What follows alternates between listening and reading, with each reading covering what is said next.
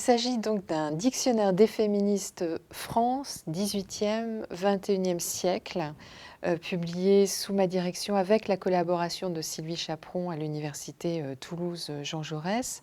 Un ouvrage très collectif avec 196 auteurs qui traite donc de l'histoire, mais aussi de l'actualité et de la sociologie des mouvements féministes actuels.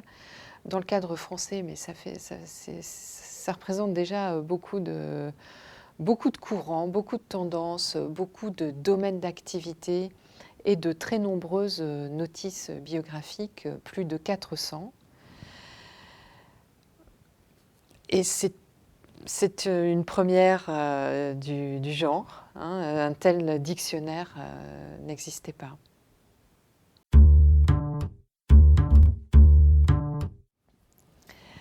Alors on a ressenti cette nécessité de faire avec Sylvie Chaperon un dictionnaire biographique et thématique parce que les recherches s'étaient diversifiées, étaient plus nombreuses. Au fond, on a 4 générations qui travaillent depuis les années 70 sur l'histoire des féminismes en France.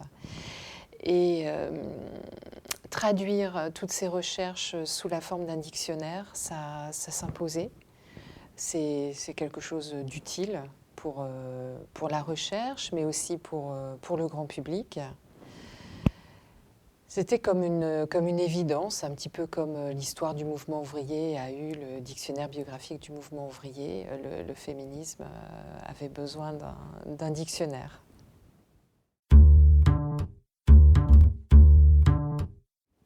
C'est tout à fait nouveau de rassembler autant de choses en un volume.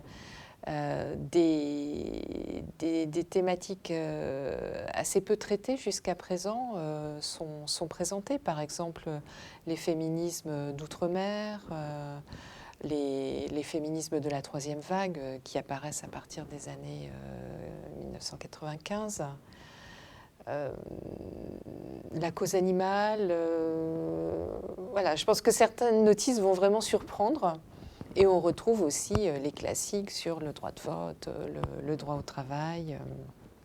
Et pour les biographies, on a aussi évidemment les grandes figures. On trouve Olympe de Gouges, la première, Christine de Pisan, George Sand évidemment, mais aussi des féministes totalement inconnues, dont on conserve parfois les archives à l'université d'Angers, au Centre des archives du féminisme.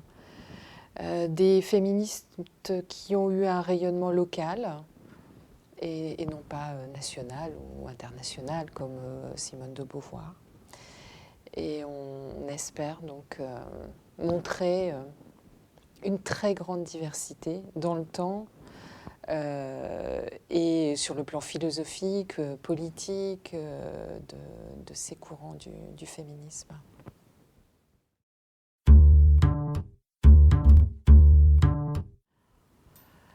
Alors, c'est très difficile de dire quel est le meilleur moment. Les commencements sont toujours agréables.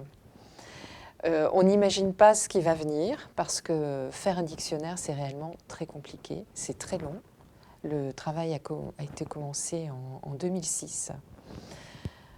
Avec des aides qui étaient nécessaires, un financement de Sciences Po Paris, puis un financement de JEDI, genre et discrimination sexiste et homophobe, qui est un programme de recherche piloté à l'université d'Angers, donc avec des ingénieurs d'études qui ont travaillé aussi pour ce dictionnaire, notamment Vincent Guérin à l'université d'Angers.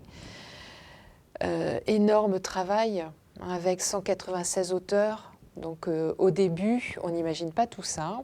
Et le bon moment, c'est aussi la fin. C'est de voir arriver un beau livre réalisé avec beaucoup de professionnalisme par les presses universitaires de France, avec une jolie couverture pleine de vie, ce rouge de la couverture avec une nana noire de Niki de Saint-Phal qui danse.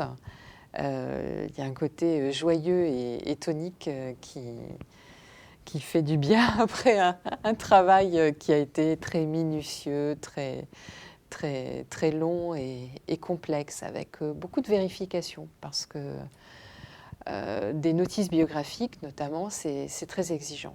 Il y a beaucoup de choses à aller vérifier.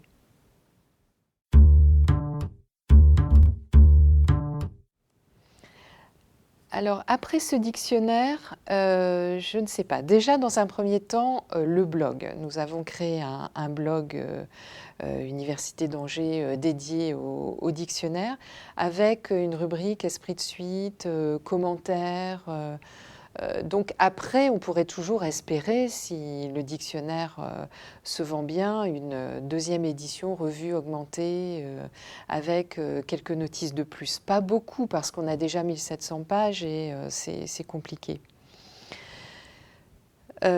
Après, le dictionnaire appartient à tout le monde.